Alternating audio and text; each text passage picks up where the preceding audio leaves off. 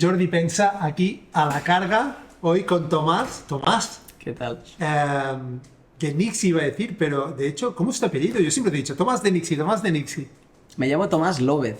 López, es verdad, ahora que lo dices. Es un nombre que me ha traído muchas explicaciones. Ah, sí, ¿por qué? Pero viene de lobo, López, pero claro, la fácil es López. Entonces me llegan cartas. Cuando lo explicas, es Tomás López, pero con B, entonces me llegan Tomás Boller, me llegan cartas y tal. Ostras, yo siempre tengo que decir Rivas, mi segundo apellido, con V, perdón, con B y A y tal. Hostia, lo tuyo es peor aún.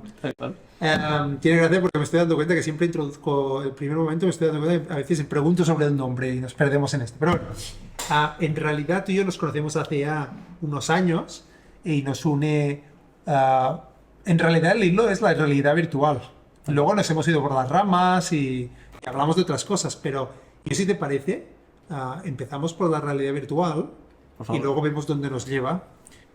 Y yo creo que la unión es cuando yo tenía mi empresa de realidad virtual, Mentor VR, y tú tienes la empresa que tú la continúas, bien hecho, y no te rindes, que es Nixie. Nixie for Change. Antes de avanzar un poco, si te parece, me puedes recordar, yo lo recuerdo, pero también para situar a la gente a lo que hacéis en Nixie. Me parece que has traído, de hecho, una mini demo. Traigo unas gafas para enseñarlas, pero es que me parece muy interesante que hablemos de esto porque creo que tenemos un acercamiento a la tecnología como muy opuesto. Vale, porque yo soy muy friki, lo dices, Tú ¿no? eres muy pro tecnología y yo soy muy escéptico. Y me hace gracia porque Nixie empezó de un vendedor argentino que me obligó a ponerme unas gafas de realidad virtual. ¿En serio? Literalmente, yo estaba estudiando en Argentina el último año de carrera. Vale.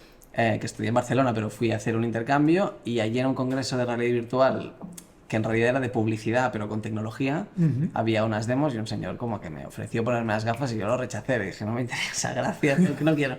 Y como no había mucha gente en el congreso y pasé varias veces, al final, la tercera vez que me lo dijo, ya como que me dio vergüenza y dije, me las pongo y punto.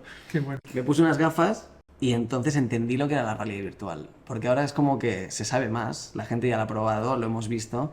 Pero Bueno, ¿quién lo ha probado? Sí. en ese momento parecía un 3D chulo, ¿no? Como lo que vemos en el cine. Y tampoco, si no te paras a pensar, no lo entiendes. Correcto. Y cuando te pones la gafa dices, ostras, esto es la realidad virtual. Exacto.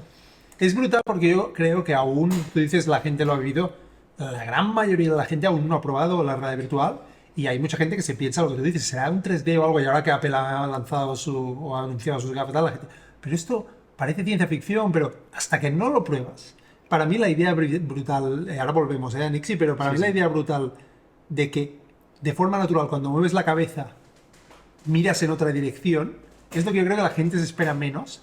Total. Que incluso cuando prueban no son conscientes de lo que es lo que lo hace brutal, que es que se ponen las gafas y de pronto hacen coño, esto la puedo mirar, ¿no? Yo me acuerdo incluso, no sé si era mi madre o quién, que se quedan mirando recto un rato y de pronto se dan cuenta que pueden girar la cabeza. ¡Wow! Que hay cosas aquí, ¿no? O sea, que veremos a ver cómo... Luego hablaremos de Apple también. De hecho, sí, total. De hecho, me hace gracia porque todavía vamos a las demos 2023 y hay gente que se pone las gafas y me dice, pero no funciona. Veo al muñeco en el lado y no se pone delante mío. Y digo, es que tienes que mover la cabeza. Y dice, no, pero es que no está. Y digo, no, muévete tú. Y dice, pero ¿por qué sale en el lado? Y digo, bueno, porque estás en otro entorno virtual y el muñeco está allí. Tienes... Hostia, no me lo había planteado. Hay gente que le cuesta hacer el cambio de virtual a físico. Sí. No me lo había planteado esto. Bueno, pues esas... Perdón, sí. No. Estaba... es curioso, y esto también lo veíamos en la empresa, que es un cambio de lenguaje tan grande, es un tema tan diferente a lo que estamos acostumbrados, que realmente pide que la gente haga un cambio de chip. Yo creo que en ese sentido, por eso Apple creo que lo hará bien, porque son muy buenos en este nivel de sensibilidad, digamos, ¿no? Sí, experiencia de usuario siempre es la mejor y se van a encargar que no tengan los problemas que han tenido, seguro, todas las otras gafas. Exacto. Pero en ese sentido, la realidad virtual fue la tecnología que me convenció a mí un poco del poder de la tecnología. Porque estamos hablando de un Tomás que no tenía WhatsApp hasta súper tarde, ni Facebook, ni nada. Iba con un Nokia, que de hecho lo he recuperado durante un tiempo. Este año he estado llevando un Nokia otra vez.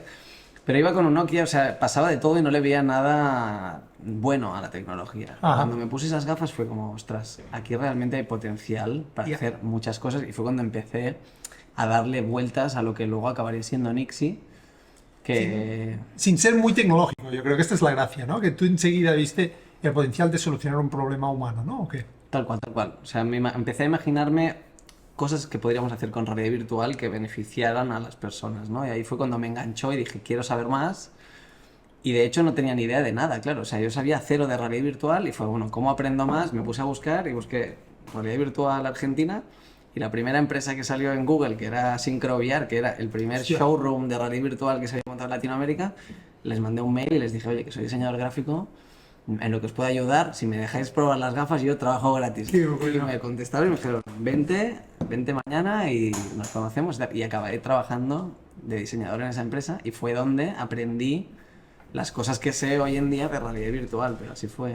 Qué brutal estos ejemplos que que son tan obvios, pero al final son tan poco obvios cuando vives que es, me gustó, mandé un email y me ficharon, ¿no? Y a día de hoy que a veces, obviamente nadie, bueno, sí que regala, o sea, iba a decir nadie regala nada, pero es que sí que hay cosas que simplemente pidiéndolas o hablándolo pasan, o sea que... No, no, eso es además algo que, o sea, ahora que estoy dando clases en la universidad se lo repito muchísimo a mis alumnos y es que a veces se nos olvida que estas cosas funcionan así.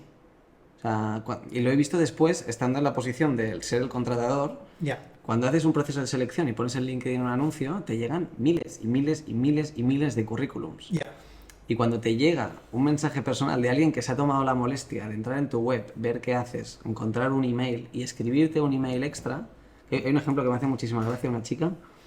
Estuvimos en un proceso de selección inverso que hacía ESADE, en el que las startups, había varias startups que presentaban su solución vale, y luego había un montón de estudiantes que veían el show y decidían a qué startups querían aplicar para una posición de internship y te llegaban pues 15, 20 currículums de las personas que les habían elegido tu empresa. ajá, Y hicimos esto y la chica que organizaba el evento nos dijo, bueno, en cosa de un día, 2 días, os mandaré los currículums de la gente que se ha interesado.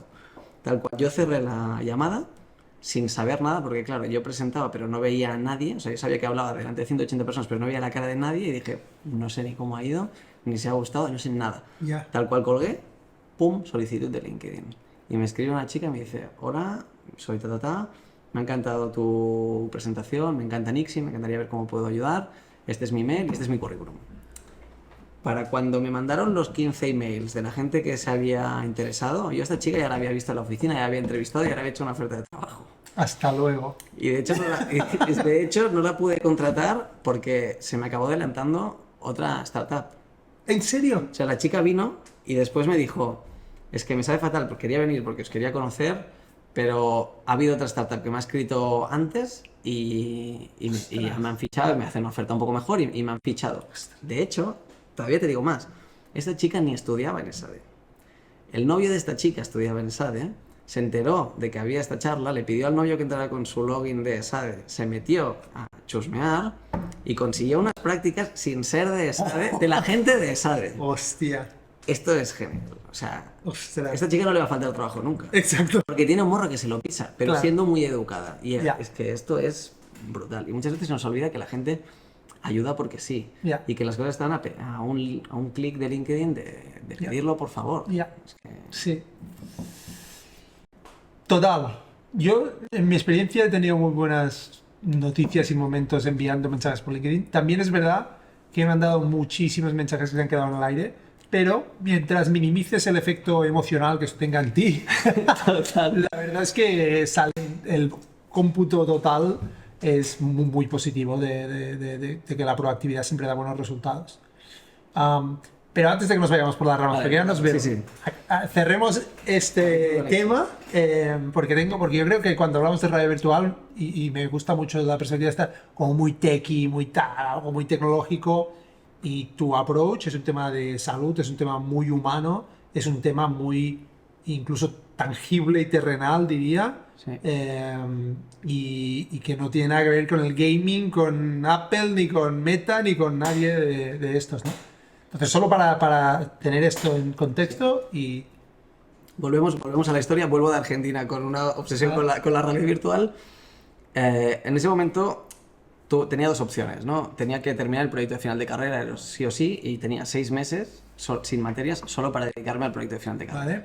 Y tenía una oferta de una bodega de vino que me ofreció hacer una realidad virtual para vender vinos en China. Vale. La gente de China se pusiera unas gafas y viera el Penedès con los vinos, cómo Vale. se hacían y demás. Era esto, además era remunerado, o irme a un hospital pediátrico, que era algo que siempre había querido hacer y Vale. que tenía, bueno, tenía ese componente de misterio de decir, si no lo hago ahora, que vivo en casa de mis padres, que no tengo gastos y que va a ser seguramente la única oportunidad que voy a tener de dedicarme 6 meses full time a lo que a mí me dé la gana, si no hago esto, ya no lo voy a hacer.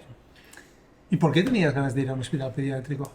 Tuve una historia personal, un amigo mío tuvo leucemia de muy pequeños y siempre había tenido, de hecho, bueno, eso es un gran amigo que al final murió y con los años, yo creo que todos los compañeros de clase, ¿no? Como que nos dimos cuenta de que no, que todo había ido muy rápido y que no Ya. nos habían contado nada. Yo creo que eso Ya. es algo que ha evolucionado y creo que se está haciendo muy bien en cuanto a difusión Ya. del cáncer sobre todo, pero de otras enfermedades también, y es del awareness este de, "Ey, hay que saber que esto existe". Ya. Y es muy importante, yo creo, porque todos los compañeros de clase que estuvimos con Marc, con mi amigo, yo creo que no éramos conscientes y no le pudimos dar el apoyo que le hubiéramos dado si hubiéramos sabido mejor Ya. a qué se estaba enfrentando, ¿no? Entonces, esto era algo que a mí se me quedó dentro y en un momento dije, algún día seré voluntario, Mm. volveré a un hospital, no sé cuándo ni cómo, pero cuando Ostras. pueda, volveré. Brutal. No, no, te he preguntado, no sabía, porque como me ha sorprendido, la gente normalmente no tiene, si no estudias medicina, ¿no? Un interés por este tema, pero claro, si has vivido una experiencia tan cerca de este tipo, estaba clarísimo. Y fuiste. Claro, o sea, para mí fue el motor. O sea, yo tenía esta motivación y es que iba ahí a tope. O sea, mi objetivo era ir al hospital, ver qué podíamos solucionar desde el diseño y crear mi proyecto en base a eso y regalárselo a un hospital Brutal. y ya está. Pero no tenía ambición de montar una startup. O sea, era muy ingenuo también en ese sentido, pero mi objetivo era eso, descubrir todo eso, todo ese mundo misterioso que no había podido descubrir de la mano de mi amigo Ujú. y ver qué me encontraba. También es verdad que yo tenía una idea ya. Yo iba ahí con la idea de usar las gafas para los niños que estaban hospitalizados, que se las pudieran poner y pudieran viajar a Tailandia, como había viajado yo, Vale. con la experiencia de Félix and Paul, que era de las primerísimas, Ujú. en el hospital. Entonces, esto es una parte que me parece muy, muy interesante de lo que te da el diseño, que es que te da el mindset correcto para generar productos que acaban siendo emprendimientos, sin saberlo en ese momento, ¿no? Claro. Un profesor me dijo algo que fue muy sabio, me dijo, vas a ir a esta primera reunión, tuve una primera reunión con 3 psicólogas, vas a ir, sé que tienes unas gafas ahí, porque yo tenía unas gafas de cartón tipo estas, y tienes una idea, no cuentes nada. Tú pregunta, y cuando hayas terminado de rascar toda la información que puedas de ellas, si eso al final, se lo cuentas. Y yo entré allí con unos nervios y con las gafas y con todo, pero muriéndome de ganas de abrir las gafas. Claro, claro, probarlo, claro, claro. Sí, sí, sí, sí, sí. En esa época toda la gente que se ponía la gafa era primera vez, Claro. prácticamente, ¿no? Entonces el efecto wow era rollo, "Uf, esto es Sí, brutal". sí. Pero le hice caso, tú, y funcionó, porque estuve ahí preguntando, hasta que me sacaron un álbum y me contaron que, bueno, entre el 60 y el 80% de los niños sufre ansiedad preoperatoria, que yo no sabía lo que era, pues resulta que, pues eso, más de la mitad, entre 60 y un 80, tienen ansiedad por el miedo al quirófano. Y eso es o por la separación de los padres, porque entras solo en un espacio frío, hostil. Ahora las mascarillas las tenemos más normalizadas, pero en ese momento veías Claro. a tu médico en la visita Solo con ojos. bata normal y el día del quirófano de repente te dicen, bueno, ven conmigo, una persona con mascarilla, bata de verde, guantes, todo, te separa de tus padres y te metes solo en un espacio frío en el que no conoces nada, te piden que respires de una mascarilla, porque tumbado boca arriba, todo parece que tal, y aunque los médicos son la gente más adorable del mundo, sobre todo la gente que trabaja con niños, el shock de meterte en este Claro. entorno es inevitable. Claro. Y la solución que tenían era un librito, o sea, como un cuaderno de fotos con fotos de un quirófano, ¿vale? Pero era el típico cuaderno de estos que ya con la luz se había puesto amarillo, el plástico, o sea, es como muy cutre. Y yo estaba ahí con las gafas, estaba pensando, guau. Dame, claro. Y digo, vale, última pregunta, ¿por qué no metéis a los niños de verdad en el quirófano? O sea, es como, ¿por qué no les hacéis un tour? Claro. Y la respuesta es, bueno, obviamente por higiene y porque se operan, en ese hospital se operan 7.000 niños. ¿Cómo voy a meter? ¿Esto en Barcelona? Sí, esto sí. Y 7.000 operaciones al año, es como, ¿cómo le puedo enseñar esto a un niño a todos? Imposible. Claro. Y ahí fue como, ahora tenemos algo de verdad. Y este es, yo creo, el punto determinante que ha habido en Nixie, es esta vuelta de tuerca más que ha hecho que el producto sea muy especial y resuelva una necesidad muy real del Claro. hospital. No tener yo una idea en mi casa, sin tener ni idea de nada de un hospital, ir allí a vender a ver si funciona. Claro. Pero aparte de 40.000 cosas que también podrían haber ido mal, el hecho de haber hecho este proceso hace que la idea nazca dentro del que será tu cliente en el Claro. futuro. Totalmente de acuerdo. Yo desde la perspectiva así de Product Management siempre es el único camino a hablar, y me empatizo mucho con esta idea de hablar y no decir lo que quieres decir, o sea, escuchar, escuchar, escuchar. Y de hecho, cuando hablo a menudo con emprendedores o startups y tal, es como, sobre todo con emprendedores que tienen como hablaba con uno recientemente, como muchas ganas de explicarte lo brutal que es su idea y tal, y es como, vale, pero ve a hablar con quien crees que te lo va a comprar, habla con 50 y pregúntales antes de explicarles tu idea. Y porque si no, es muy fácil que nos engañemos a nosotros mismos, y es lo peor. Porque no acabas encontrando las soluciones, como tú decías. Total. Brutal. Entonces les enseñaste ya en ese momento y fliparon. Claro, en ese momento fue, vale, ahora voy a sacar las gafas y aquí lo petamos. Entonces, saqué la gafa, hicimos la demo, probaron un vídeo cualquiera que tenía en YouTube porque no tenía ¿Qué más. gafas eran en ese momento? Era una gafa, un Google Cardboard, pero vale, del vale, Tiger, vale, o sea, vale. de 2 euros. O sea, lo que tenía era eso. Y tenía como. Se estaba pegado con silicona fatal, entonces tenía como. O sea, estaba Qué todo bueno. mal, pero la gafa, bueno, servía, ¿no? Para eso. Entonces allí empezó todo, claro, allí empezó, bueno, ahora tenemos una idea y el objetivo es, usaremos la realidad virtual para explicarle a los niños que es un quirófano y que lo puedan visitar, pero ¿cómo lo hacemos? Porque, claro, la idea era esta, pero después, ¿qué tipo de imágenes vamos a usar? ¿Quién te lo va a contar? Claro. ¿Qué tipo de gafas vamos a utilizar? ¿Pasa en el hospital? ¿Pasa en casa? Entonces, el proyecto fue intentar resolver el máximo de estas incógnitas posible y generar un prototipo que si lo vieras ahora te reirías, pero nos sirvió como primera piedra que demostraba que podíamos hacer lo que yo decía que se podía, Correcto. que era usar imágenes reales de un hospital para que no fuera generado con un ordenador, sino que fuera un hospital de verdad, pero que te lo contara otro niño, que no fuera un adulto quien te lo cuenta, Ya. sino que fuera otro niño. Y creamos a Nixie, que es nuestro personaje 3D animado, para que le cuente las cosas a los niños. Pues en ese momento no teníamos ni un euro. La cámara que conseguía alquilar con los ahorros que tenía, que eran 100 euros, pues era lo que era, una Ya. Kodak horrible, Ya, con ya, dos ya, focos, ya. fatal. Y después tuve la gran suerte de conocer a Alanis, que fue pues, una compañera que era animadora 3D autodidacta, porque ya había estudiado diseño, pero quería... Es que la historia de Alanis es brutal. O sea, es una chica que es selección española de natación sincronizada durante muchísimos años. Vale. La persona más disciplinada que he conocido en mi vida y que trabajaba como una bestia. O sea, es la persona más trabajadora que he visto en mi vida, ¿no? Y ella me vino y me dijo, estoy buscando un proyecto de algo para poder aplicar mis conocimientos de animación 3D que estoy intentando hacer. Y me han dicho que tú tienes algo. Fue como, por favor. Entonces, ella hizo la primera versión de Nixie sin saber nada, un proceso que normalmente se hace entre un equipo de 13-14 personas de crear un personaje especializados en cada parte. Ella hizo todo mirando vídeos de YouTube. Y conseguimos un personaje que a Dross me has levantado una mano, la boca no se movía y movía el cuello así, se le arrugaba todo, que parecía como Frankenstein, pero era brutal. O sea, nosotros era como, se mueve y está dentro. Qué grande. Y con esto hicimos el primer prototipo que nos sirvió para luego montar Nixie. Es brutal como la gente se suma a proyectos que las apasionan, ¿no? Que a veces la gente monta startups o ideas y dice, bueno, tengo que levantar dinero porque tengo que fichar toda esta gente y tal, y luego no levantan el dinero o cuesta mucho, lo que sea, ¿no? Y una de las cosas que en realidad pasa es que la gente tiene ganas de encontrar cosas que le apasionen. La gente quiere sumarse a proyectos. No significa que quieran trabajar gratis, pero la prioridad siempre es, y yo creo para mucha gente, es, esto mola, esto tengo ganas de formar parte, tiene un propósito positivo, social, y cuando lo das esto, el dinero es secundario y esto permite que puedas convencer a gente que de otra manera quizá no te podrías permitir, o directamente sí, no te podrías permitir, como startup, digamos. Claro. A los Bueno, de esto inicios. hay 1000 estudios, ¿no? ¿Qué prefieres? ¿Cobrar 2000 y estar en un sitio donde te amargan la vida?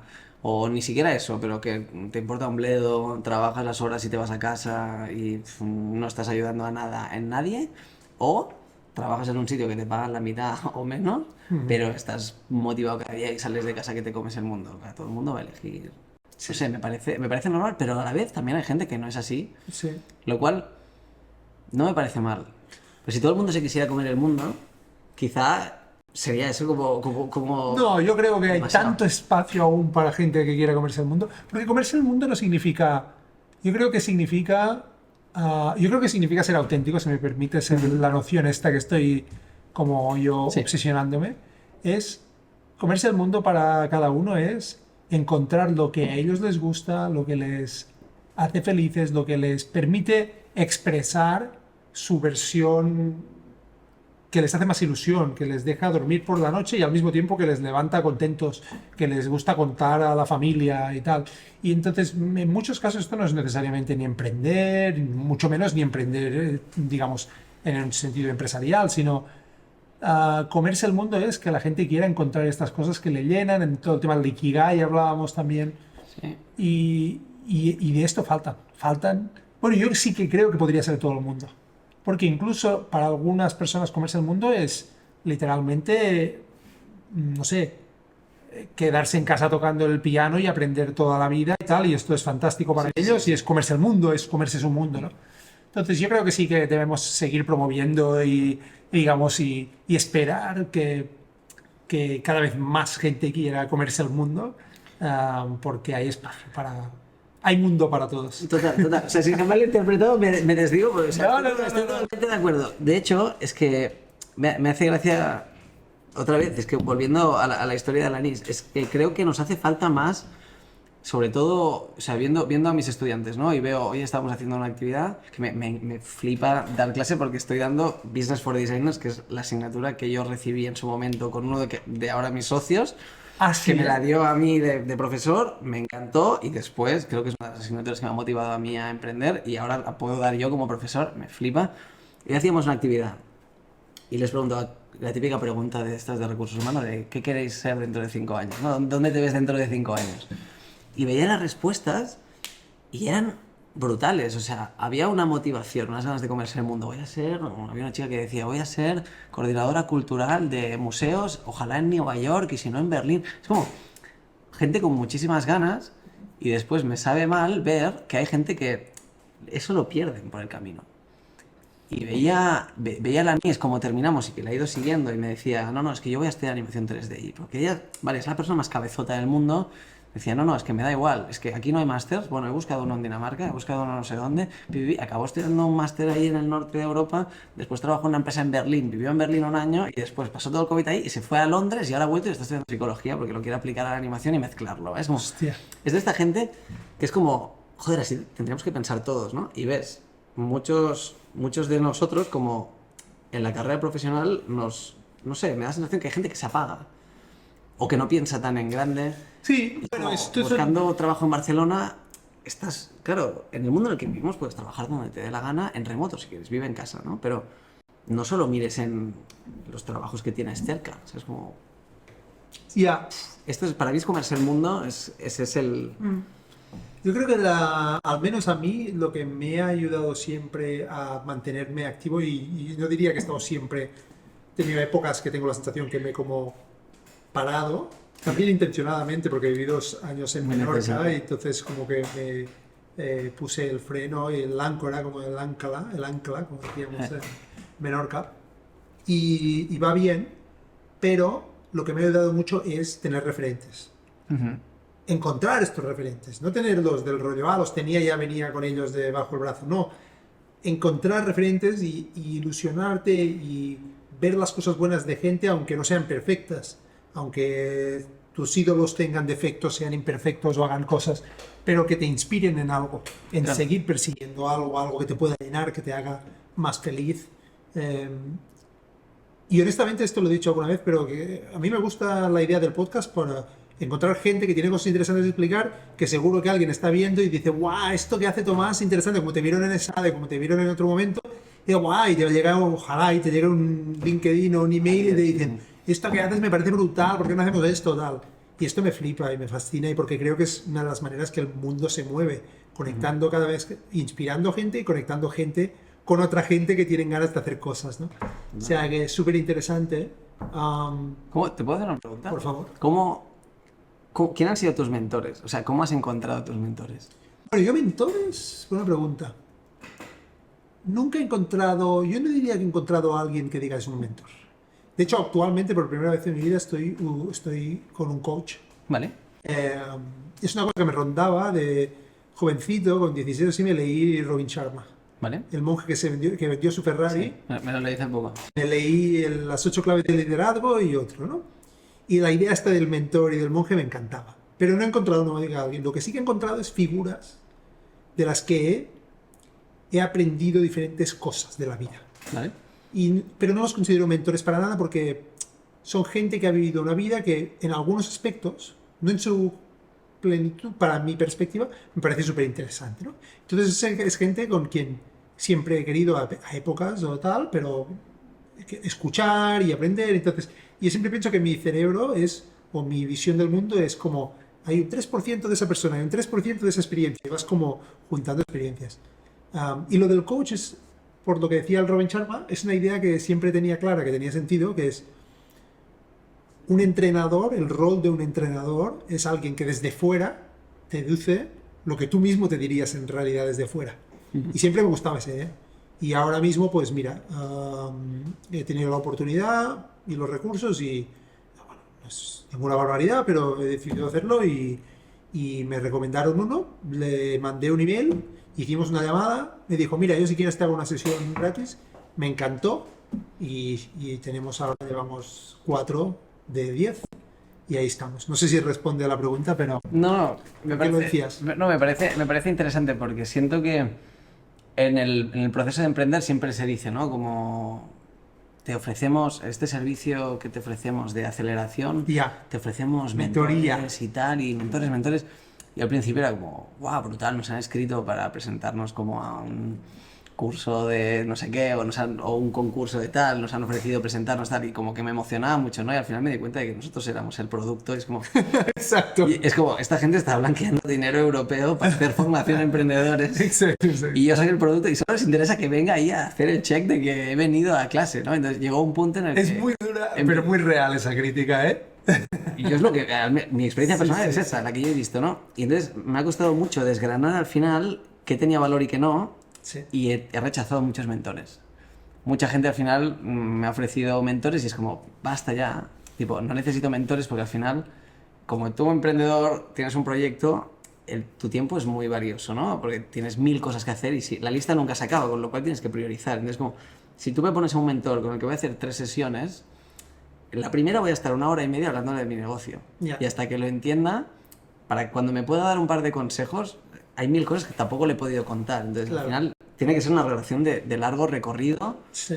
si quieres que sea realmente alguien que te acompañe, ¿no? En el caso del emprendimiento, pues te tienen que acompañar a largo plazo. Y es un proceso que me parece muy difícil porque no puedes buscar, te llega, ¿no? Como es ese punto de, hay un momento en que lo sientes y dices, vale, esta persona me va a acompañar y nace esa chispa. Es que yo creo que incluso está sobrevalorada la idea del mentor. Yo creo que al final lo que necesitas es, o sea, si encuentras una persona que realmente durante un periodo de tu vida, profesional o incluso personal, conectas y realmente te aporta una visión, como decir, es mi mentor, de realmente decir, puedo aprender, pues fantástico, seguro que existe. Yo hay personas con las que he seguido a lo largo de mi vida, pero me he formado una opinión sobre lo que han vivido, cómo lo que han vivido me ayuda.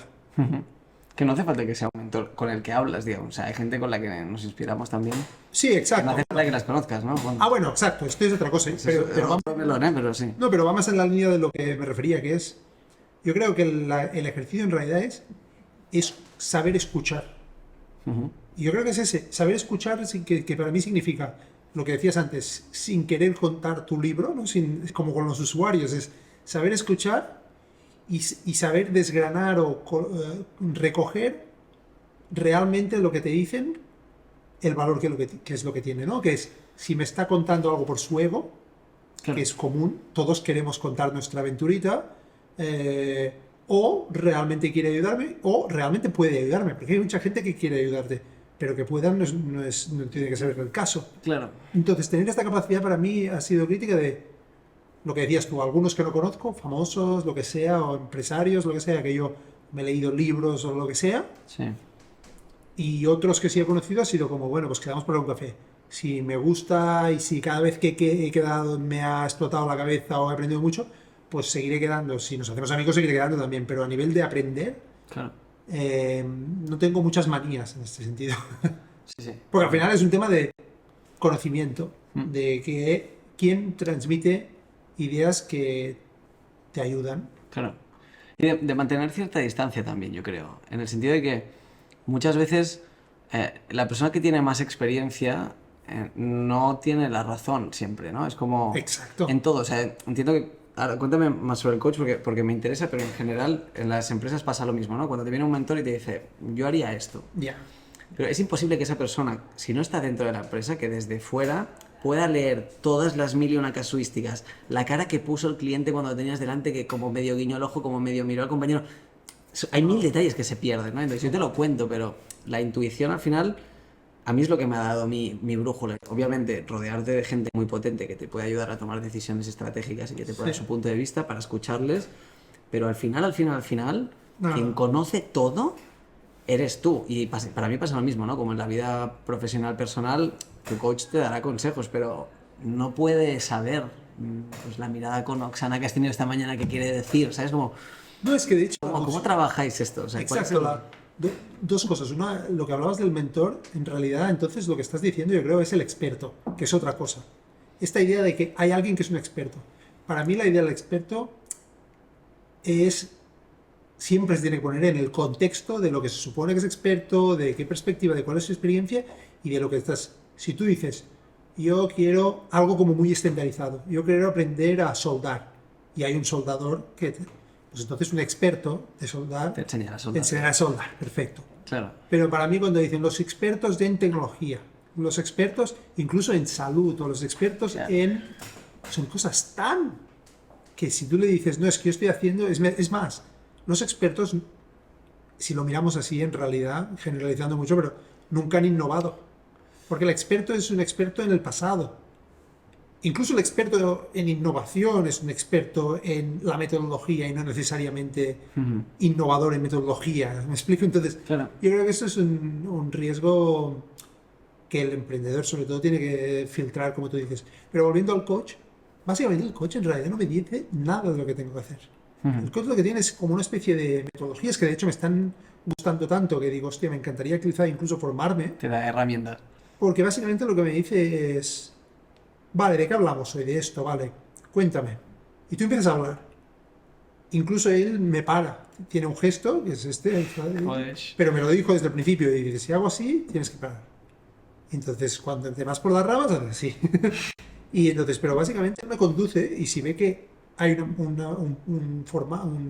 framework, ¿no? Una metodología concreta que puede usar para hacerme entender eso, me dice, vale, ahora ponte de pie y ponte ahí y coge este objeto, el otro día hicimos esto, y piensa en esta cosa. Ah, no, ahora ponte ahí y háblale al otro, a ti mismo, sobre este tema. Y hay un componente teatral, pero a mí no me preocupa, yo me siento Sí. cómodo, Sí.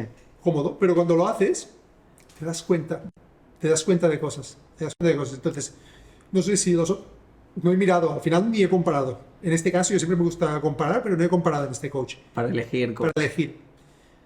Me hizo la demo y dije, es que te lo has ganado. O sea, la demo me encantó, porque además le dije cuál era mi problema y me dijo, vale, haremos una sesión sobre esto y me hizo un ejercicio que no quiero enrollarme ahora porque queremos hablar más de ti. No, pero es interesante. pero ya te pasaré el nombre. Bueno, se llama Jamie, es un escocés que vive en Ámsterdam y lo hacemos todo obviamente en videollamada y esto me he comprometido a 10 llamadas y le damos una hora y algo y de momento súper bien, súper bien. A ver, no esperes que te solucione los problemas. No, claro, de nadie te la vida, soluciona ¿sabes? nada. No, no. Es un tema más de, Trabajo. si tú tienes ganas de cambiar, él te ayudará a que encuentres tus propias soluciones de una manera que quizás solo no podrías. Y tengo ganas de hacer las decisiones y me están ayudando hasta el punto de querer hacer más, obviamente. Pues tienes que mirar el gasto de esto al año y tal y medirlo, ¿no? Coste efectividad. Pero, del exacto. coach. No, bueno, yo creo que más que coste efectividad es cada cuándo lo quiero hacer. Lo que me está quedando claro es que lo quiero hacer toda la vida. ¿Cada cuándo me lo puedo permitir? Ahora me puedo permitir estas decisiones, quizá me esperaré un año más y haré decisiones más. Total. Y quizá decidiré otro coach para ver otra manera de hacerlo, no lo sé. Pero de momento, Pues sí. Jamie, ya lo pondré por aquí, súper contento con él. En inglés, obviamente, porque me recomendaron, pero fantástico. No, te lo preguntaba porque me da curiosidad en ese sentido. Te comentaba antes, ¿no? En el último año he estado haciendo terapia y he estado yendo a una psicóloga. Y hay como mucho rechazo, ¿no? Como que son mundos que entre ellos, tipo coach y psicólogo, Claro.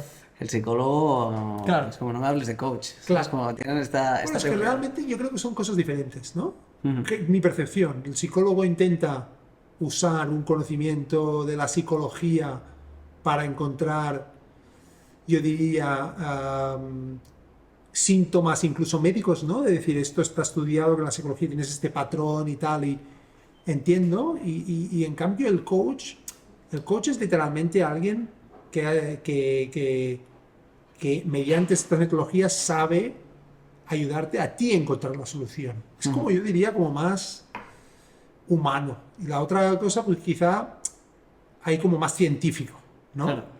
Es decir, si va bien, el psicólogo entiendo que en un momento dirás, bueno, ya tengo suficiente, y luego el coach es más un tema de crecimiento, ¿no? De, venga, ¿a dónde vamos ahora, no? ¿O qué? Sí, puede ser. Yo creo Yo que, no yo sé, creo que están, o sea, por lo que me estás contando, no es tan diferente de lo No, que he ¿eh? hecho yo. Ah, vale, como vale. psicólogo. No, obviamente con sus diferencias, pero... No se lo diremos por eso. No, Ángela, o sea, me ha salvado la vida. No, Sí, no. ¿eh? No, Te ha gustado, te ha gustado. o sea, mi psicólogo es una persona que me recomendó uno de mis mejores amigos, que es vendedor Vale. y que llegó, o sea, es una persona que se ha currado toda la vida. O sea, con él empezamos organizando torneos de baloncesto. Vale. Este fue como uno de los primeros emprendimientos. Montábamos torneos de baloncesto en la calle, Vale. 3x3. Trabajó toda su carrera, estuvo 6 años trabajando en Foot Locker, donde trabajamos los dos durante una época, Vale. vendiendo zapatillas como un animal, Ya. hasta que se sacó marketing y lo ficharon antes de acabar la carrera como vendedor. Vale. Y lleva 3 años trabajando como vendedor, pero como vendedor muy top. O sea, empezó como muy fuerte, ya a cobrar mucho dinero y a hacer unas ventas brutales y a representar una startup americana, él solo, toda España y Portugal. Nivel de trabajo y de estrés de 0 a 100. Y él me dijo, yo iría a ver a la Ángela y tal.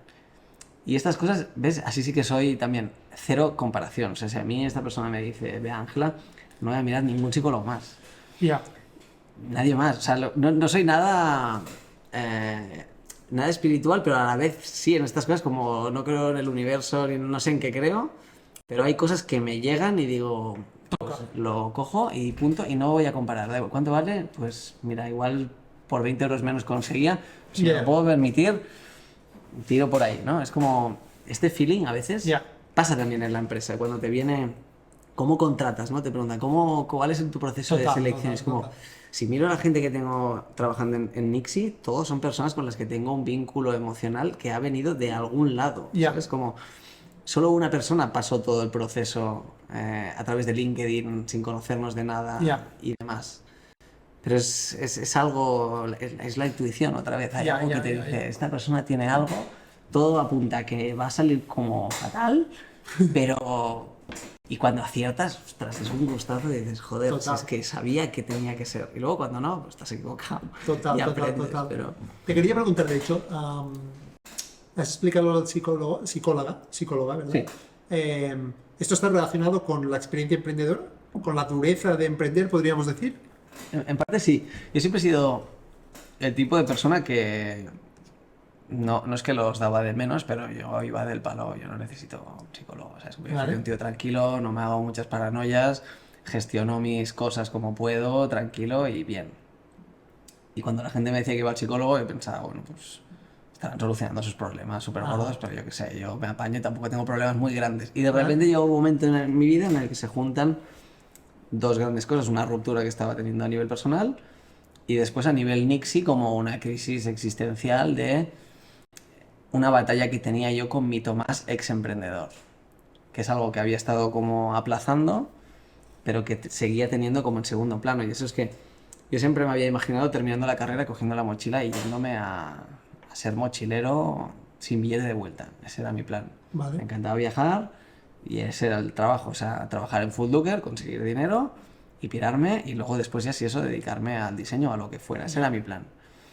¿Qué pasó? Que, bueno, es que esto es muy verdad. Hice un curso de coctelería.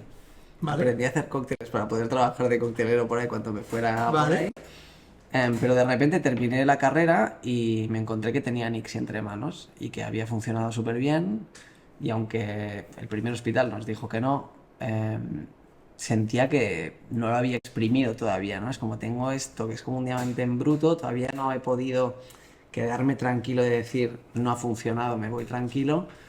Y tenía esta guerra de decir, que empiezo Nixie o me voy a hacer mi show de mochilero. Y tuve un debate muy fuerte interno hasta que al final decidí que lo tenía que intentar y que me metía con Nixie a full y si Nixie no iba bien, entonces me iría tranquilo, pero fue bien. Entonces, 4 años después, me encuentro todavía luchando con este Tomás que se quiere ir y con esto contaminando decisiones estratégicas de Nixie, pero al final tú tienes una startup y tienes que hacer un plan a medio largo plazo para decidir cuál es tu objetivo con esta empresa, ¿no? La vas a hacer crecer porque la quieres vender, la vas a hacer crecer de forma sostenible para siempre porque es un proyecto que te encanta y lo vas a querer tener, quieres meter socios, quieres inversión, y esto determina tu futuro personal, ¿no? Y el tener ese Tomás ahí que me decía, la mochila, me estaba generando como tensión y coincidió justo en un momento en el que decidimos hacer una ronda de inversión.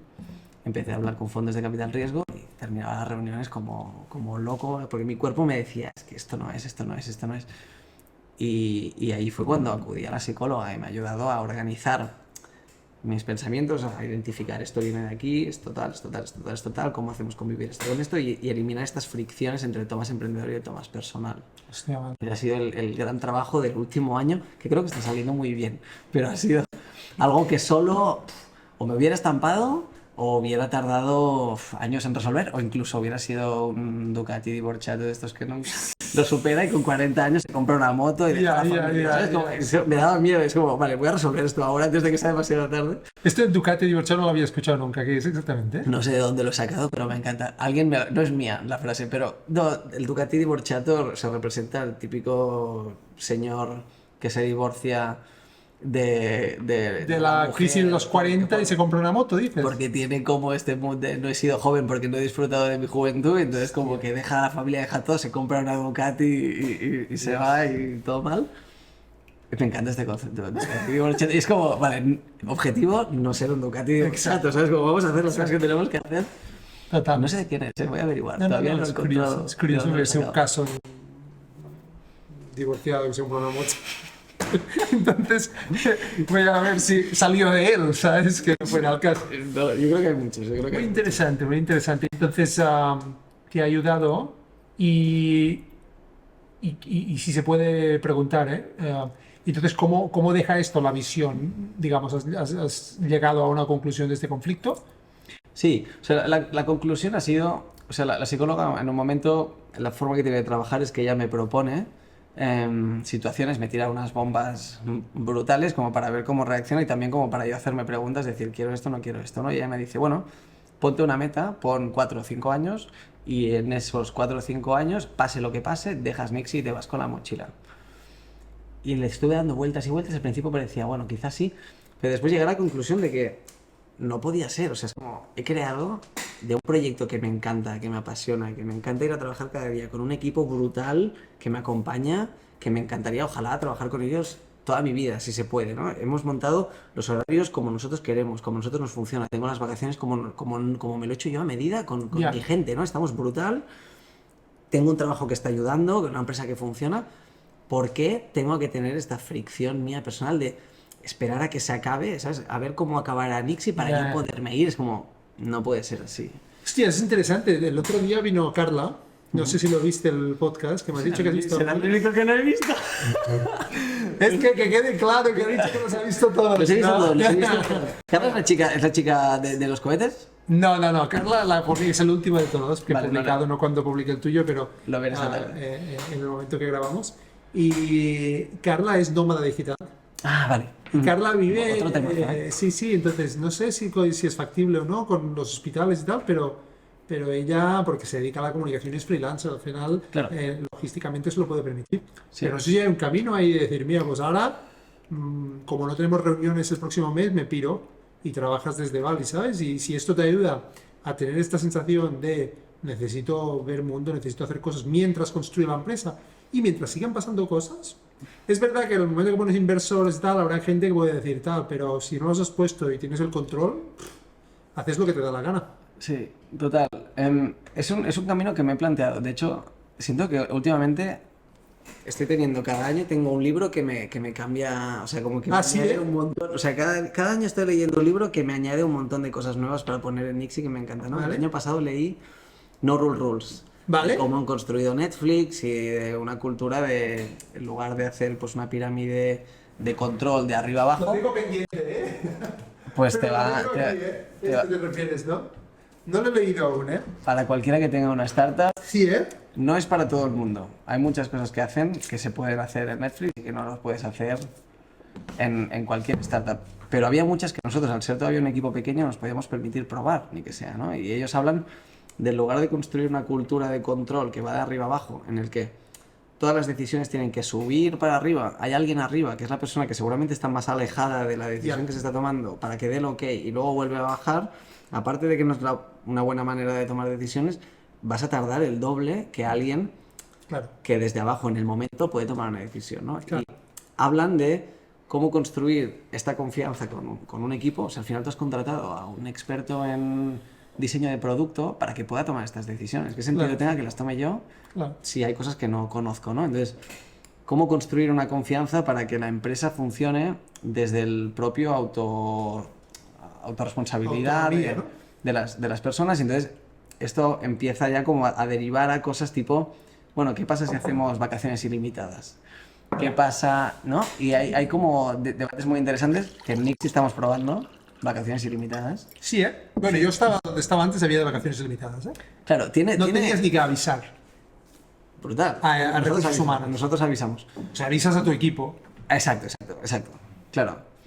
Pero cuéntame a ver qué tal, porque yo veo aquí un arma de doble filo, ¿no? Que en el libro también lo cuenta.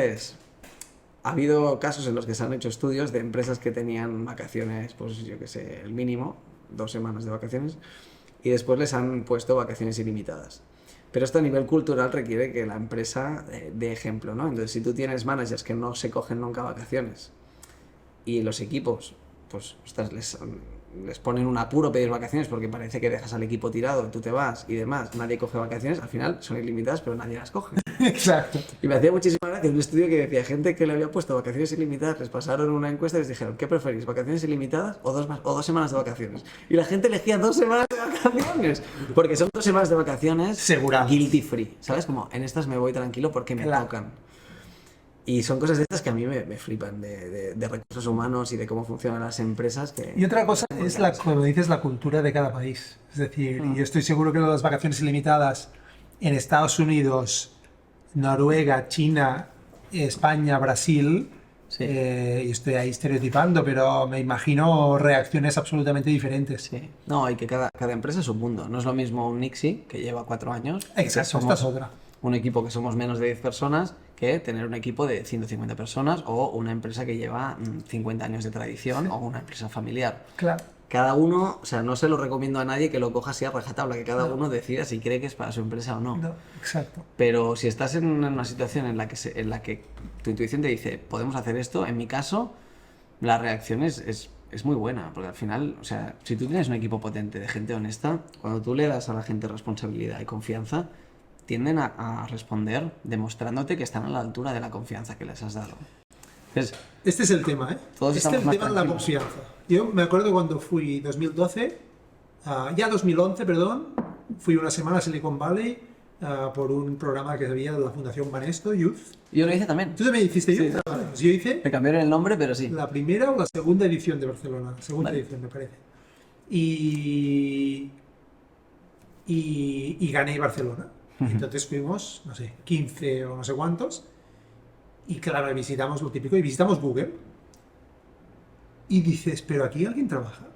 Ya, ya. Está todo el mundo ahí con el asiento, tralala, Gente jugando play. con el playa, lo que sea. Entonces, ¿cuál era la respuesta que con el tiempo he entendido? Era, hay un nivel de responsabilidad y de presión de tu compañero. Es decir, si alguien no trabaja, el equipo con el que trabaja lo ve.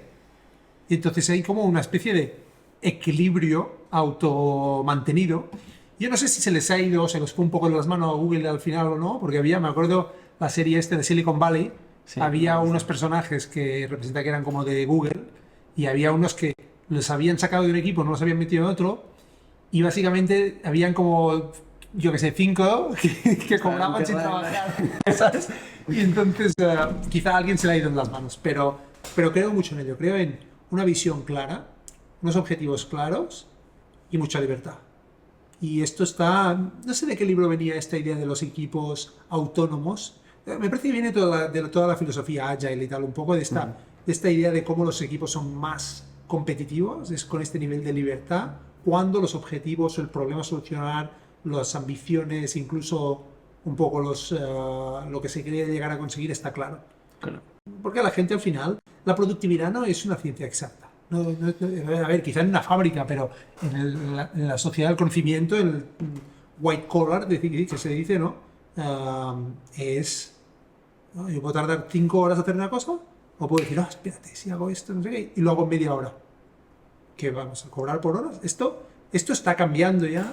Nos va a costar 20 o 30 o 50 años más a que cambie en toda la sociedad, que se entienda que no tiene ningún sentido controlar a la gente por horas. Lo que tienes que hacer es misiones atractivas de la empresa, lo que quieres hacer y que la gente quiera estar ahí y luego dar un cierto nivel de... Y luego, obviamente, fichar gente que sea decente. Si crees que se van a columpiar, pues por muy buenos que sean, no lo hagas porque esta gente va a generar malos sentimientos en la gente que sí que se comporta, ¿no? Total. Bueno, de hecho, la norma número 1 que ponen en el libro de Netflix es precisamente esto. Tiene que haber una densidad de talento altísima. Ya. Si tienes gente que está vagonetos, que le llama mi amiga Betty, gente que va a remolque que no aporta, tu equipo va a rendir como el que menos, ¿no? Ya. Como el que menos rinde. Entonces, toda esta gente contamina la cultura de todo el mundo. Con lo Ya. cual, para que esto funcione, ellos dicen, el requisito número 1 es tener una densidad de talento muy alta. Ya. Porque cuando tú estás trabajando con gente que es muy top, estás de alguna forma aprendiendo constantemente, el nivel se mantiene muy alto, ¿no? Y eso es... Total. Es lo más difícil. Al final todos vamos otra vez al tema del talento. Es lo más difícil. Ha pasado casi una hora y aún no hemos enseñado, que yo quiero que enseñemos esto que has traído, porque ya sé que tú lo tienes muy visto. Yo te conozco y es como, esto ya lo tengo muy visto y tal, y como que... Pero es súper interesante, incluso a 2023, camino a 2024. A mí me parece fascinante. Veremos cómo el mundo cambia en los próximos 5 años con la realidad virtual. Sí. Pero yo creo que lo que explicabas antes, para terminar la historia de Nixie, esta parte, ¿cómo es el pack en sí mismo? Claro. Volvemos al momento de historia. Acabamos de tener la idea, tenemos un prototipo y empieza como otro proceso de diseño, que es pensar nuestro producto cómo se va a usar. Pues tenemos la idea de usar realidad virtual preparatoria en el hospital. Sabemos que queremos usar imágenes reales con Nixie en 3D, esto lo tenemos claro, pero es bueno, y ahora el hardware, ¿qué hacemos? Porque la realidad virtual siempre tiene este debate, ¿no? Tengo el software y qué hardware uso, ¿no? Una parte la teníamos vista, pero el hardware tenía que ser algo que respondiera a varias cosas que habíamos visto en el hospital. Nos encontramos con equipos de psicología extremadamente reducidos para lo que debería de haber en un hospital. O sea, en este caso hablábamos con psicólogas Child Life, que son... A mí me explota la cabeza. Hay cosas que me dan bastante vergüenza en general de que todavía estemos así teniendo los recursos, porque la psicología Child Life la descubrí en ese momento, hablando con estas 3 psicólogas. Precisamente es personas que normalmente son psicólogas que se especializan en explicarle a los niños cómo funciona el hospital y a trabajar con ellos a través del juego, a través de diferentes metodologías para que los niños estén bien en el hospital. O sea, a mí me explota la cabeza que haya un niño, no sé dónde, en cualquier parte de España, que le van a cortar un brazo porque ha tenido cáncer y no haya alguien allí especializado que se lo pueda contar bien. O sea, yo como padre me da pánico. O sea, por suerte vivo en Barcelona, pero hay muchos sitios donde no hay. Barcelona es el único hospital, que al menos que yo he conocido de España, que tiene departamento, o sea, un hospital pediátrico con departamento de psicología Child Life, que es una rama de la psicología que se inventó en Estados Unidos hace 40 años. Y estuvimos, de hecho, este año en el Congreso Nacional que hacen en Estados Unidos, y de España había 3 representantes. Uno era yo, la otra era Claudia, que era nuestra jefa de ventas, y la otra era la Child Life Top de San Juan de Dios de Barcelona.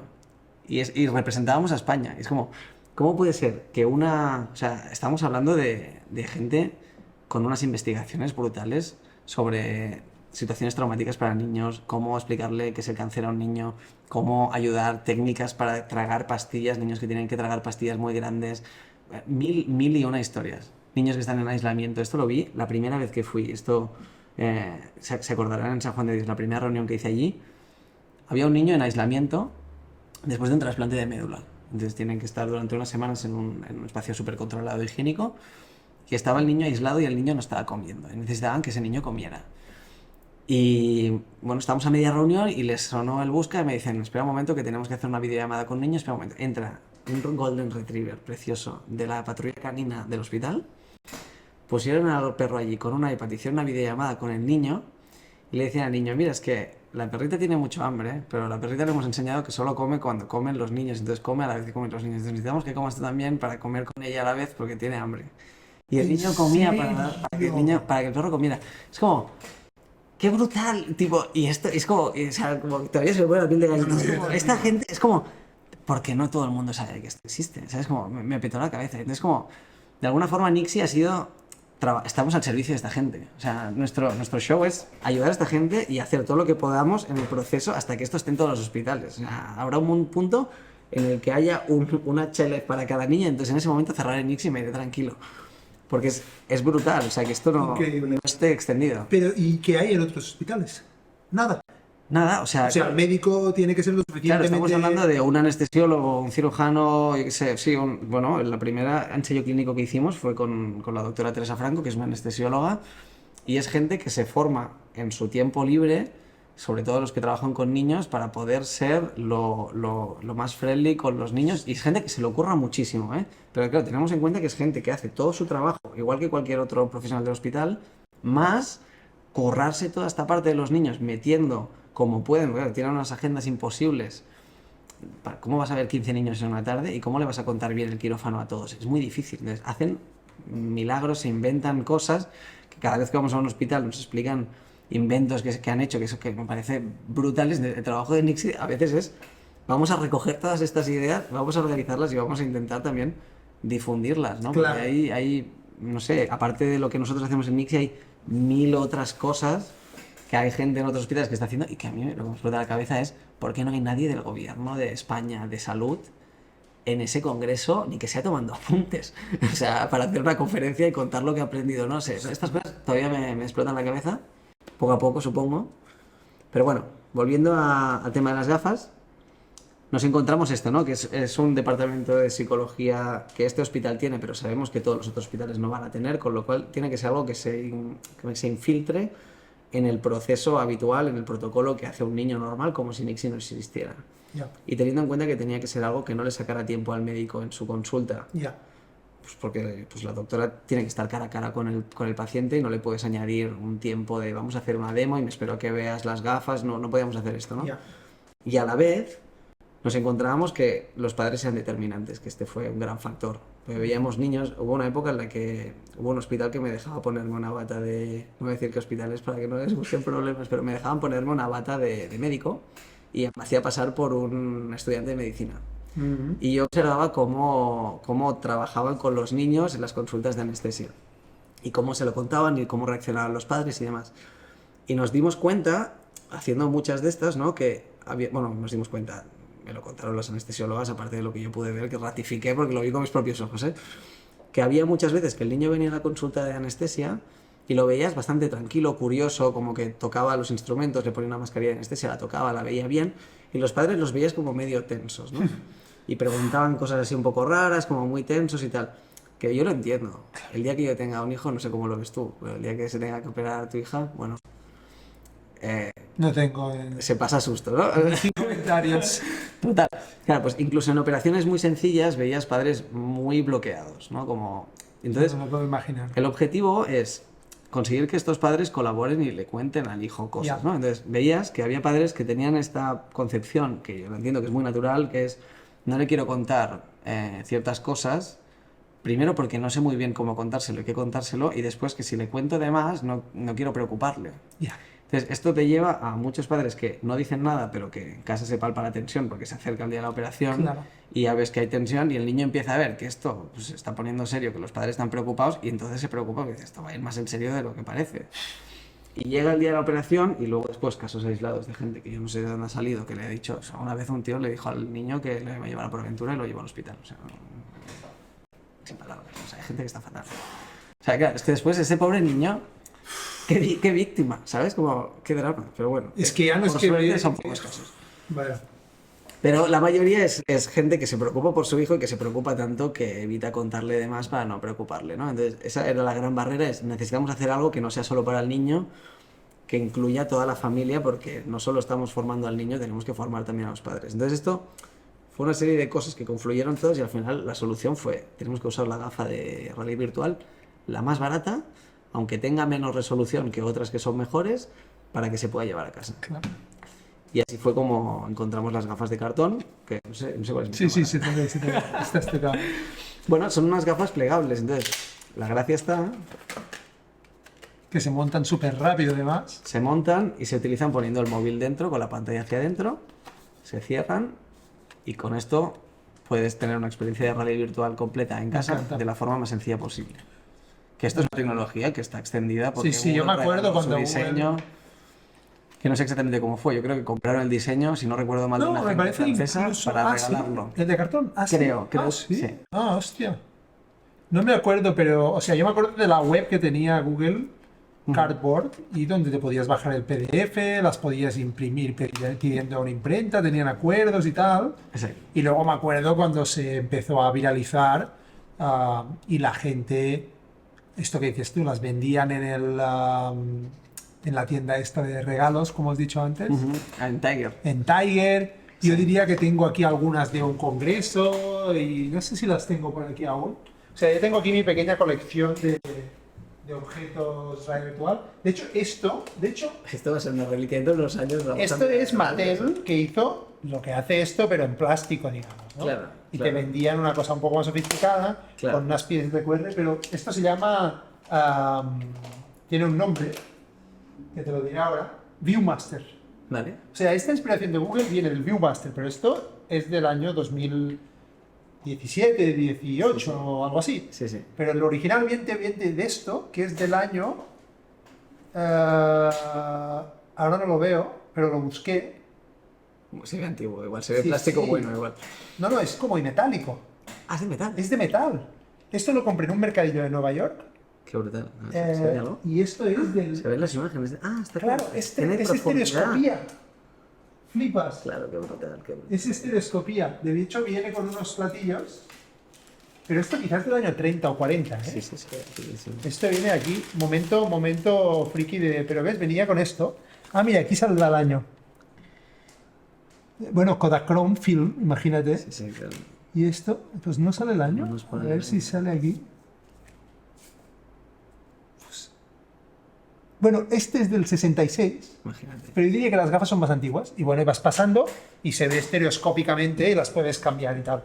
Claro. O sea que la evolución estereoscópica del 3D, cuando la gente pregunta. De hecho, estuve, no sé si fue en Nueva York mismo, en un museo y había un montaje estereoscópico. No era inmersivo, obviamente, pero una foto, y quizá del 1800 o algo así, o antes, que era del. No, antes no.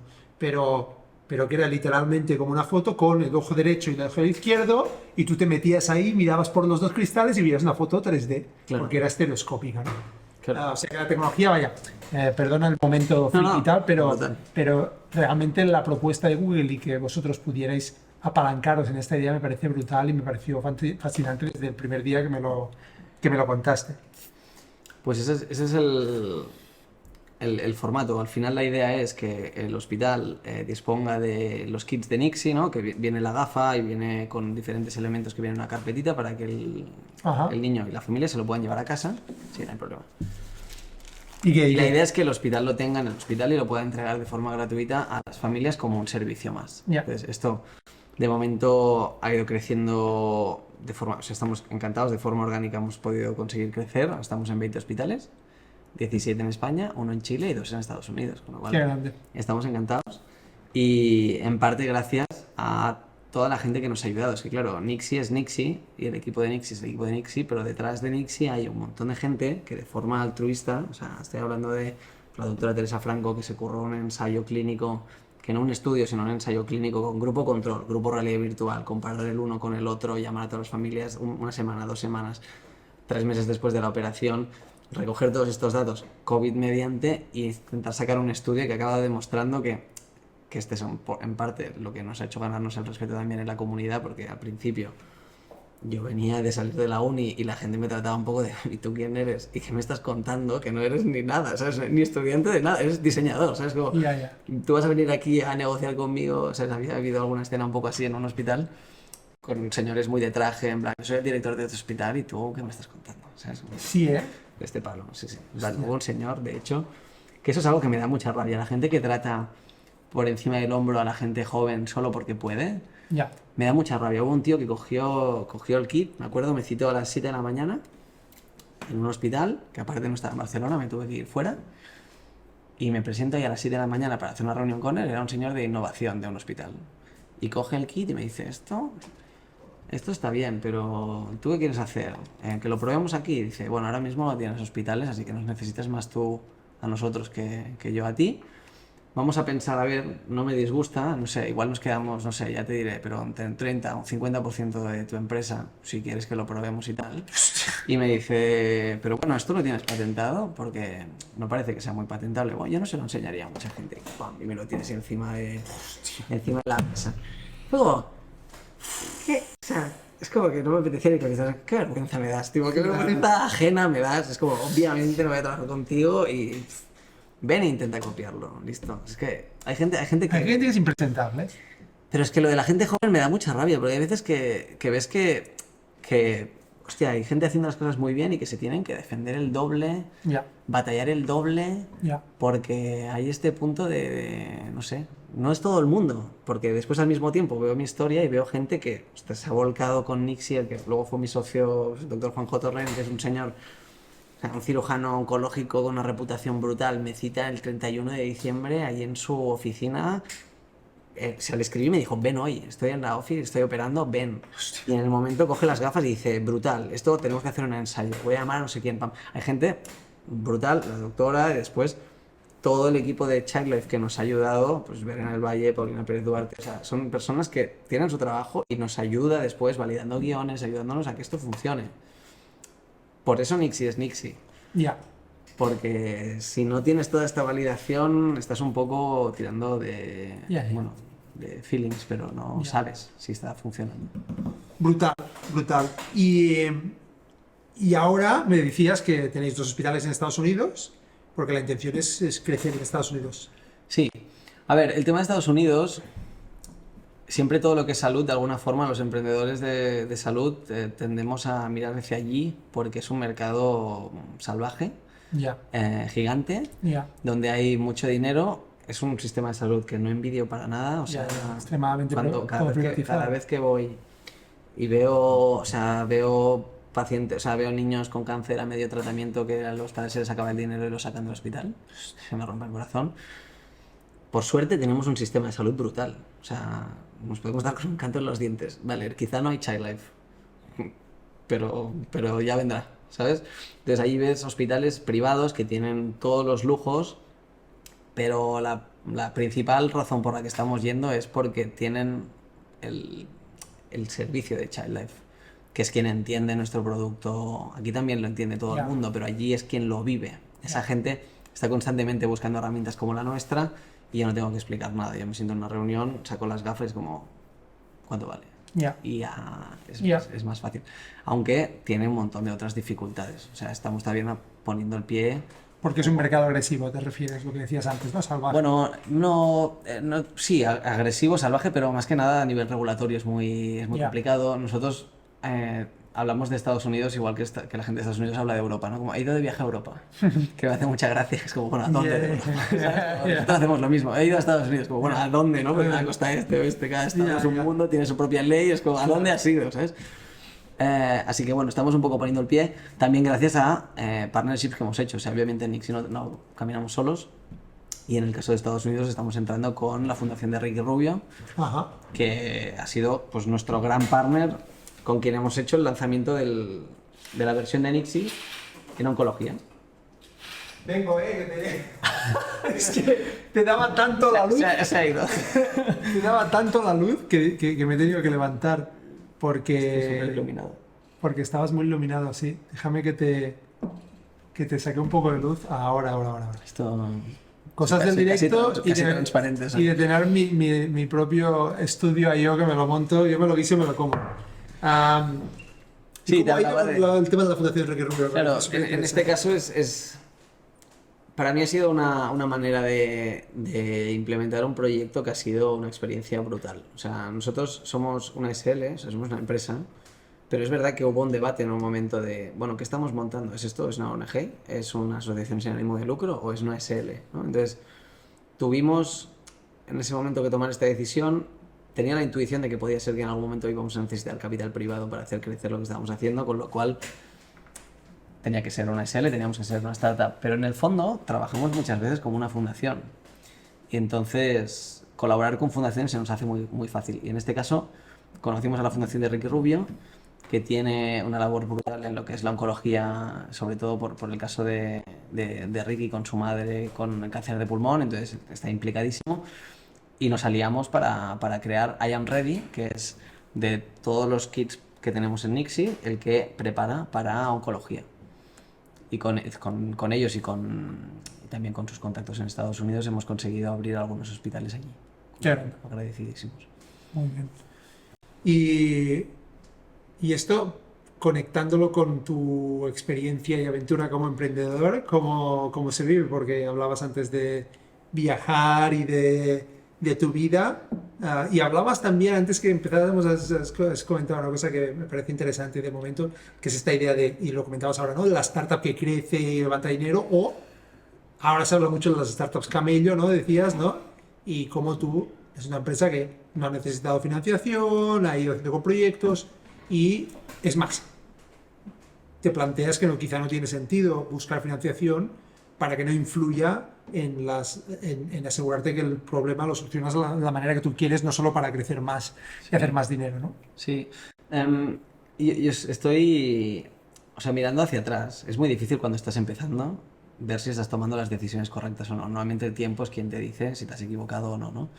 Y ha habido muchos momentos en los que he dudado y que siento que me he dejado contaminar por lo que hacían los demás, ¿no? Porque yo empezaba, me metía en LinkedIn, claro, yo no vengo del mundo de la empresa, yo vengo del diseño. Y me dicen, bueno, planteate montar una startup, o bueno, lo que en ese momento pues no sabía ni que era una startup, montemos una empresa, ¿no? Entonces me pongo a mirar, voy al Mobile World Congress por primera vez y ves, este ha hecho una ronda de financiación 2 millones, este ha levantado 50 millones, series B, no sé qué, este acaba de vender por no sé cuántos mil billones. Es como, what the fuck? Entonces te dejas a veces llevar por la corriente de lo que ves que están haciendo a tu alrededor y te da esta sensación de decir, es que si no hago lo mismo me voy a quedar atrás, ¿no? Y esta ansiedad de no tengo que ir al mismo ritmo, si no, no lo estoy haciendo bien, muchas veces siento que me dejaba contaminar, pero me fié muchas veces de mi intuición, ¿no? Y a veces que la intuición me decía, esto no es, y he hecho caso cuando, como es el caso de la inversión, que hemos decidido, pues siempre que podamos evitar coger inversores por múltiples razones,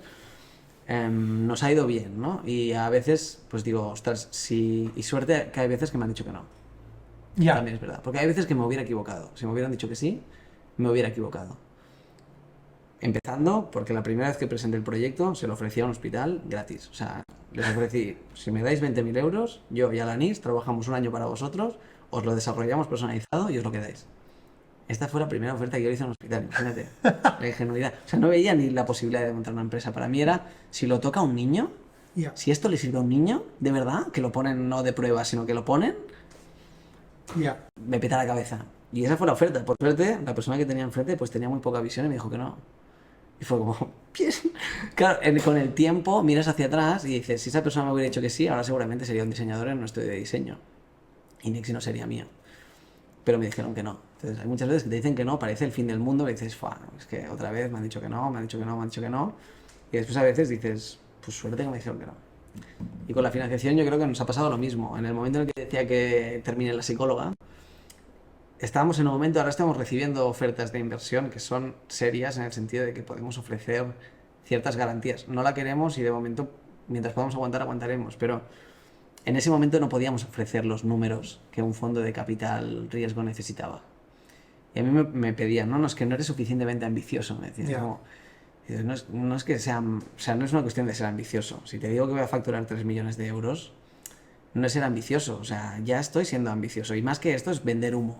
Ya. ¿Sabes? Entonces, veía que me ponía en esta situación de obligarme a mí a forzar los números y a vender humo, cuando en realidad lo que pasaba es que el negocio no estaba suficientemente maduro para esa fase, ¿no? Entonces es como, veía gente que me daba la sensación, y miraba sus excels y digo, esta peña o está mintiendo, o está maquillando mucho, o está siendo muy optimista, y consigue las cosas, o hago lo mismo, pero claro, yo sabía que eso, o sea, era pan para hoy, hambre para mañana, porque digo, si vendo estos números y me los compran, vendo una parte de la empresa, tengo este dinero ahora, a partir de mañana va a ser gente que me va a estar pidiendo, bueno, me has dicho que vas a facturar 3 millones, ¿dónde están los 3 millones? Y sé que no los voy a conseguir, con lo cual es tirarme piedras a mi propio tejado, es como, vale, voy a conseguir esto ahora y pasado mañana, el año que viene, y mi salud mental, ¿sabes? Como, Claro. entré como en este bucle y de ver que realmente necesitábamos el dinero, de decir, ¿qué hago? Como dejo todo y me voy con la mochila.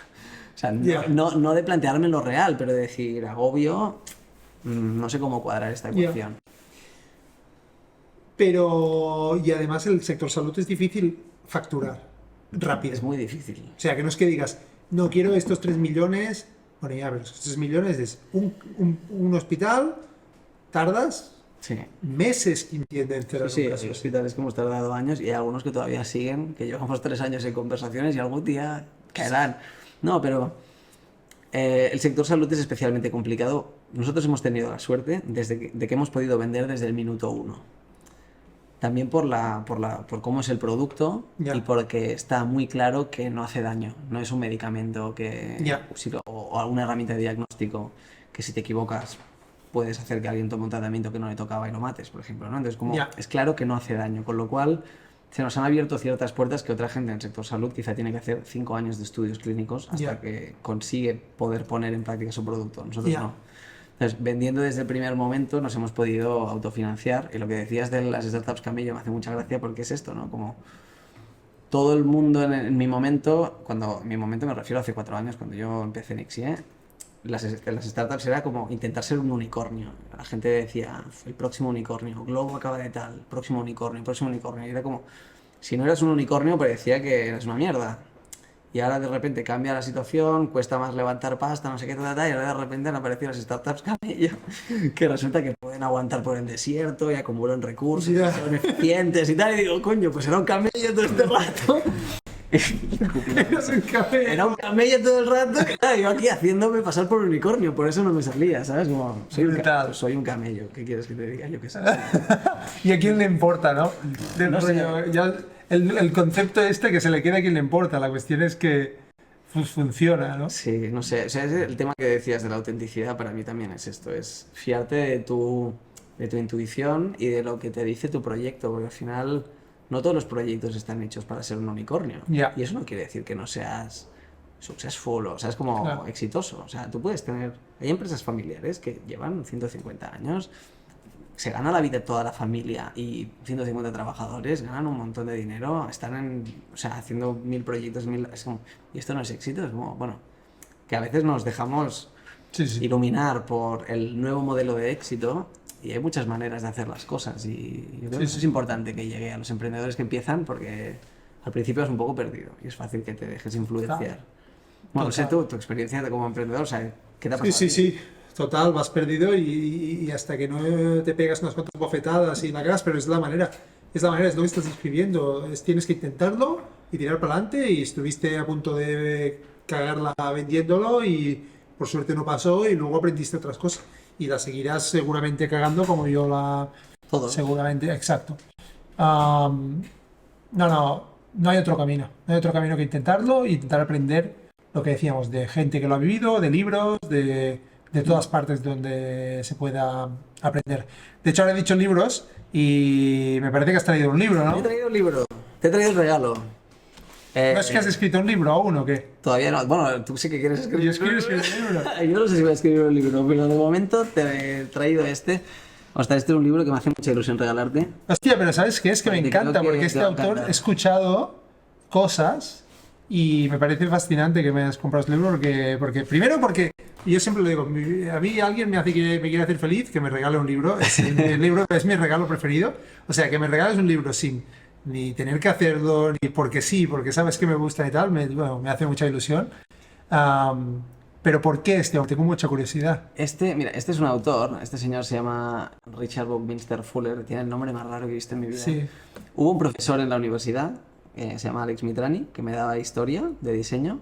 Y mira, la verdad es que si me ve por la calle no sabe ni quién soy, porque no fui un buen alumno de él, pero me enseñó muchas cosas. Y una de ellas, o sea, por lo que estoy eternamente agradecido, es que me presentó a este señor. Vale. Y nos puso el documental de Buckminster Fuller, que es un inventor al final, que también era arquitecto. O sea, si vas a una biblioteca seguramente están en la sección de arquitectura sus libros. Vale. Pero era... Sí, porque hizo el dome, ¿no? Exacto, las cúpulas geodésicas, Exacto, que son cúpulas las geodésicas. estructuras de triángulos en forma esférica, que eso era una construcción diseñada para poder hacer refugios militares teletransportados, o sea, transportado por helicóptero. De eso que Hostia. tenía los agujeros para que pueda viajar por el aire, hacer casas transportables por aire. Hostia, esto no lo sabía, qué bueno. O sea, era un señor que era un genio. Un genio. Y de hecho es curioso de leer, porque es muy difícil de leer, porque era un señor tan excéntrico que él creía que cuando le faltaba una palabra para describir algo, es porque faltaba una palabra. Y se las inventaba. ¿En serio? Hay muchas palabras inventadas. He leído que en un momento llegó a haber un diccionario Buckminster Fuller, realidad ¿En serio? Fuller, porque se inventan muchas palabras, pero este libro que se llama Operating Manual for Spaceship Earth, para mí es el más accesible y mi preferido. Brutal. Y el concepto que tenía él, que me parece muy, muy ingenioso, pero a la vez somos muy cudres, es que estamos aquí intentando mandar cohetitos a la Luna y a Marte y tal, Sí. gastando recursos y fossil fuels y todo lo que quieras, mandando como pequeñas palomitas que salen de la Tierra para ir afuera, cuando realmente ya somos astronautas y todos viajamos en este planeta que es la Ya. planeta Tierra, y esto es nuestra nave y viene sin instrucciones. Y no sabemos cómo usar los recursos. Entonces estamos gastando lo que se supone que para él es los recursos de emergencia que no deberíamos de gastar, y estamos desaprovechando pues el sol, el mar, el viento. Y es un señor que para mí es brutal los pensamientos que tenía para la época en la que vivía. Y porque era un soñador, era un inventor, era un loco, es brutal. Me encanta, me encanta. La idea me encanta. Vaya, me lo voy a leer seguro. Ya le dirás que tengo ganas. ha habido, ya, gente, estoy- ha habido gente que se lo he regalado y después me ha dicho no he entendido nada. Y No, a mí me gusta leer libros tienes de los razón. cuales no entiendo cosas. hay que leerlo un par de veces para pillar Vale. un poco el... Pero sí, Hostia, genial. Tomás, yo creo que hemos tocado a ver todos los temas que queríamos tocar y más. y más. Y ha sido un placer y llevamos ya casi 1 hora y media, que yo siempre intento que no sea... De hecho, con Xavi nos despistamos y hicimos casi 2 horas. Pero muchísimas gracias, me ha encantado Un placer lo enorme. que has como vivido, siempre. la De hecho, experiencia, lo que haces y si puedo ayudar. Y si tienes un mensaje final, que siempre doy este espacio, ¿qué ibas a decir? No, nada. No, te quería agradecer que me hayas invitado, encantadísimo. Y te iba a decir, no sé si hubo una vez que quedamos tú y yo para tomar una cerveza, Sí. no sé si te acuerdas. Sí. Y después cuando terminamos la conversación me dijiste, hostia, esto ha molado, a ver si lo repetimos. Estabas ya pensando, era En el podcast, era una ¿o qué? demo como Exacto. para ver si podías hacer un podcast, pero... O sea, no lo era, porque esto me rondó en su momento, pero bueno, a mí siempre me ha gustado quedar con gente que hace cosas interesantes y que es interesante, entonces por eso quedamos, supongo, para hacer una birra y charlar sobre la vida. Y ahora lo hacemos con cámaras, que yo siempre digo que es lo mismo en realidad, pero están las cámaras. Total. No, nada. Agradecerte a tope, y emprendedores y emprendedoras que se tiren a la piscina, pues que vayan a full. Si creen que tienen que hacerlo, que lo hagan, que no se arrepentirán. Es un máster que no te Que lo nos da nada. falta gente que se quiera comer el mundo, hemos dicho, ¿no? Eso es verdad. Genial, muchas gracias.